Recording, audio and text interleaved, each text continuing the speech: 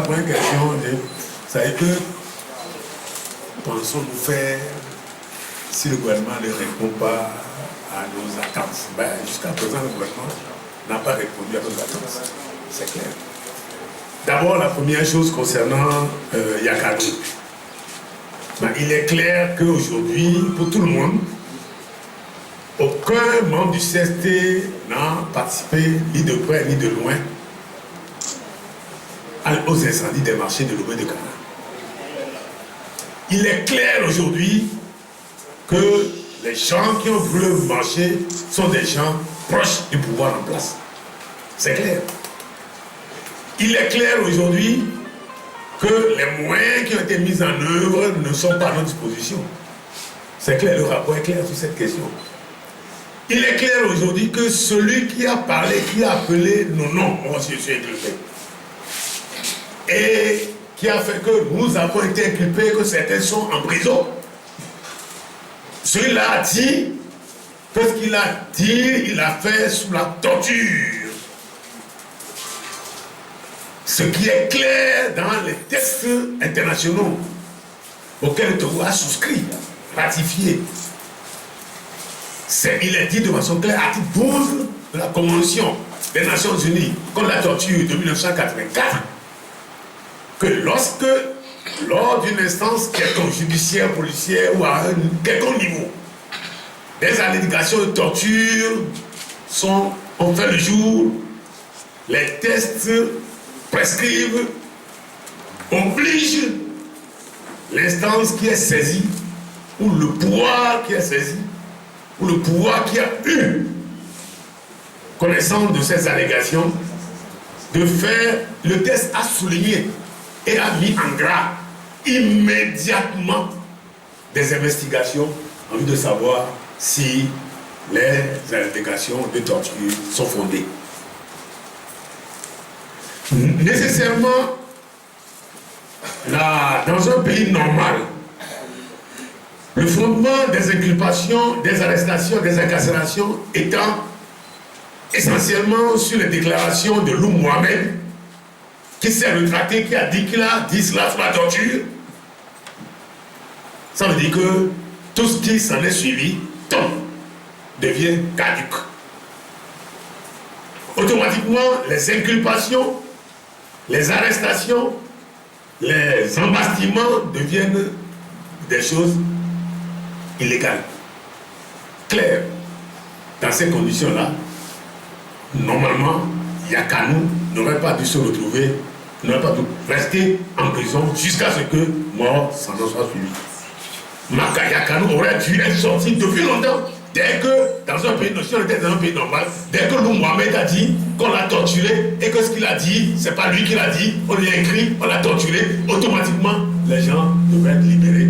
Tout au moins, on les met en détention, en liberté provisoire, faire des investigations pour savoir exactement quel est le fondement de ce qu'il a dit, s'il a été torturé. Le Togo n'était pas un pays comme les autres. On a gardé les gens en prison jusqu'à ce que Yakanou en soit décédé. C'est inacceptable. Et c'est pour ça que nous disons, nous demandons, nous exigeons, à partir de demain, nous l'avons dit samedi, mais demain avec encore plus de force, qu'on libère les gens qui sont détenus dans cette histoire d'incendie. Nous serons dans la rue pour réclamer leur libération. Et nous allons utiliser tous les moyens qui sont à notre disposition pour obtenir leur libération.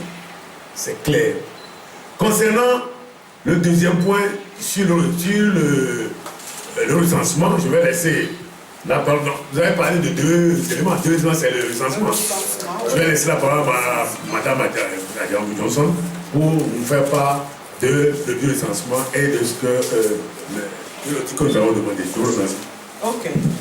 Merci. Alors la deuxième question est de savoir qu'est-ce que nous ferons si le gouvernement n'accepte pas notre demande d'audit du fichier électoral. Et la question rappelle également que nous avions demandé cet audit dès la fin du recensement dans la première zone. Oui, c'est vrai, mais encore une fois, on n'est pas dans un pays normal. Sinon, le gouvernement aurait compris que le recensement est une chose sérieuse. et qu'il faut s'entourer de précautions, faire en sorte qu'il n'y ait aucune contestation autour du fichier électoral. Nous prenons nos responsabilités. Nous avons suivi le recensement dans les 2 zones. Nous avons relevé des irrégularités importantes avec des preuves à l'appui que nous allons sortir, et nous sommes convaincus qu'il nous faut, même si il y a dans la phase du recensement une étape qui est prévue pour corriger les irrégularités, nous sommes convaincus que ces 48 heures-là, dont les populations disposeront pour signaler, pour relever les irrégularités éventuelles, ces 48 heures-là ne seront pas suffisantes. Donc la meilleure façon de régler ce problème, c'est de faire un audit du fichier, un audit indépendant qui mettra tout le monde d'accord. Alors vous nous demandez que ferons-nous si le gouvernement ne le fait pas?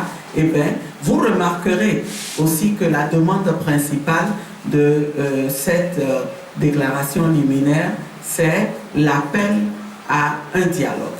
Et aujourd'hui, tout le monde est d'accord qu'il nous faut un dialogue. Les partenaires du Togo sont d'accord. Ils nous ont écoutés.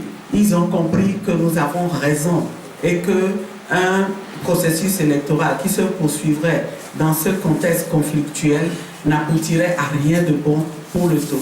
Si le gouvernement ne veut pas faire l'audit du fichier électoral, eh bien nous inscrirons cette question du fichier électoral à l'ordre du jour du dialogue. Nous prendrons le temps de les convaincre et tout le monde verra que la demande que nous faisons n'est pas une demande fantaisiste. Voilà. Maintenant, une troisième question concerne les formalités administratives. Oui, nous avons eu à faire les formalités administratives. Il n'y a aucun problème. Je voudrais rassurer tous les Togolais et leur dire que demain, nous pourrons manifester pacifiquement. Nous pourrons exercer ce droit que la Constitution nous donne. Il faut que nous nous levions comme un seul peuple, un peuple digne qui dit non, nous ne voulons pas qu'on continue à nous traiter de la sorte. Il faut que ça s'arrête. Voilà. Sur le